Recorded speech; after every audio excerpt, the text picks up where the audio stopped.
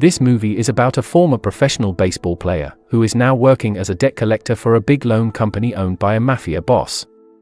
Working for a mafia may be risky and stressful, but he meets a beautiful woman at his new workplace and falls under her charms. One day, that girl suddenly vanishes. He suspects that his boss had something to do with her disappearance. Does he manage to find that woman?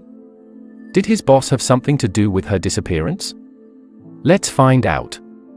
This is Hwan, a great baseball player. He is so famous that he often appeared in the newspaper. But in his last matches, he made a lot of blunders, making his team blow big leads and relegated to the second division. His teammates, coaches, and fans were very disappointed with him. Apparently, Hwan intentionally played badly in order to gain a huge amount of money. His coach was the one who invited him to be involved in match fixing. Sadly, his coach only gave him a small amount of money. Of course, Hwan was not satisfied with it. Suddenly, an army of police came and carried out a raid.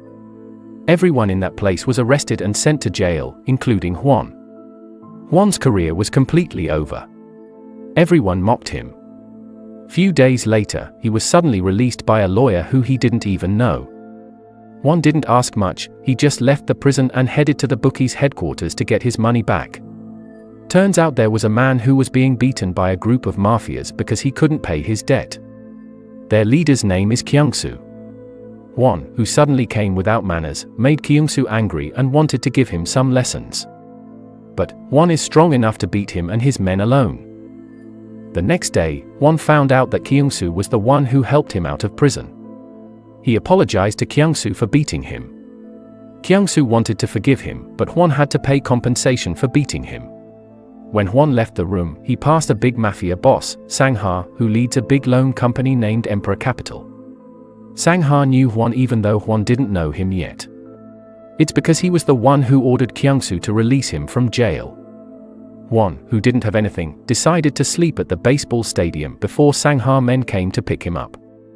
Yes, Sang-ha wanted to talk with him and offer him an opportunity to work for him as a debt collector. Hwan didn't immediately accept the offer. But Sang-ha reminded him that he had to pay compensation for beating Yeon-soo. Hwan had no choice. Hwan's first task was to collect the debt of a former thug named Rockfish, who worked as a fish seller. Because that day was Hwan's first day at work, Yeon-soo arrogantly told Hwan to carefully watch him collect the debt. "See how pros do it," he said. Sadly, even though there were 3 of them, they were not able to collect Rockfish's debt. Rockfish was too strong for them. Hwan's seniors ran away while Yeon-soo got beaten up. Hwan finally intervened. Even though Rockfish was way bigger than him, he still managed to beat Rockfish and collect his debt. After successfully collecting the debt, they came back to Sang-ha. As a reward, Sang-ha gave Hwan some money. Unexpectedly, Hwan returned the money because he wanted to pay off his compensation for beating Yeon-soo and didn't want to deal with Sang-ha anymore. But Sang-ha reminded him that his career as a professional baseball player has been ruined and he can give him a lot of money. Hwan finally decided to continue working under Sang-ha's wing. As a celebration of Hwan's entry as a new member, Sang-ha invited Hwan to drink at a bar they used to drink at. At that place, he met a beautiful girl. That girl is Cha, a prostitute who works for Hwan's mafia big bosses. Her beauty made Hwan completely fall under her charms. Hwan enjoyed his first days being a debt collector. He had no trouble adapting since Yeon-soo mentored him on how to be a good debt collector. Sang-ha even gave him a Mercedes-Benz and other luxury things to make him look even more dignified.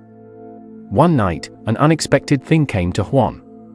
Cha approached him and asked him whether he had time to go out together. Bingo!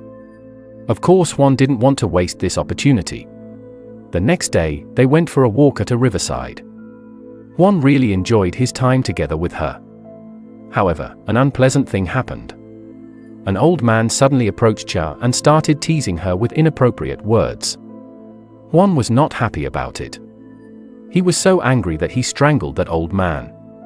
Cha immediately broke them up. It seems that the incident didn't really affect their day because they still look happy after that. After a tiring day of walking, Hwan sent her back to her apartment. There, they made love for the first time. One day, Sang-ha invited Hwan to meet his friend, Han, who's also a big mafia boss. He respected Han a lot. It turns out that Han was the man Hwan strangled when he was out with Cha.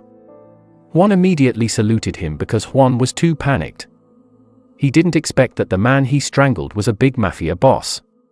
Apparently, Han and Sang-ha met to discuss their plan to build a big building that will be used as their new office.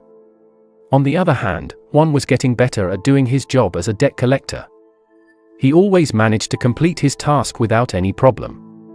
Sang-ha was very happy with Hwan's performance. Meanwhile, Hwan also often dates Cha. 3 years later, the office construction was finished. Hwan and the other members worked at the new office. Sang-ha called Hwan to come to his room. Apparently, Sang-ha knew that Hwan had a special relationship with Cha, his prostitute. He doesn't want Hwan to be distracted by her, so he asked him to stay away from her. Sang-ha believed that relationships could interfere with professionalism at work. Hwan was so sad because his boss forbade him to get close with Cha. He even abandoned his duty of collecting debt. His partners complained about this to Sang-ha. They wanted Sang-ha to eliminate Hwan, but Sang-ha didn't want to do that. He decided to warn Hwan instead. He really led his organized crime mob with a combination of authority, loyalty and cold-bloodedness. Even though Sang-ha had already warned Hwan to stay away from Cha, Hwan insisted on being close with her. One day, Cha came home crying. He told Hwan that she worked as a prostitute because he had a huge loan at Sang-ha's company. Knowing that, he met Sang-ha the next day and told him that he would pay Cha's debt. Sang-ha approved it. On the other hand, Han and Sang-ha's car were attacked by a gang of criminals. Turns out the mastermind behind the attack was Cutter, a feared mafia in Korea who was thrown into prison by Sang-ha years ago. The mafia world is really cruel. They can throw each other into jail as they could control everything. Actually, Sang-ha had already known that Cutter was going to be released from jail, but he didn't expect that Cutter would take revenge so soon. Luckily, Sang-ha's men immediately came to save him even though Cutter managed to escape.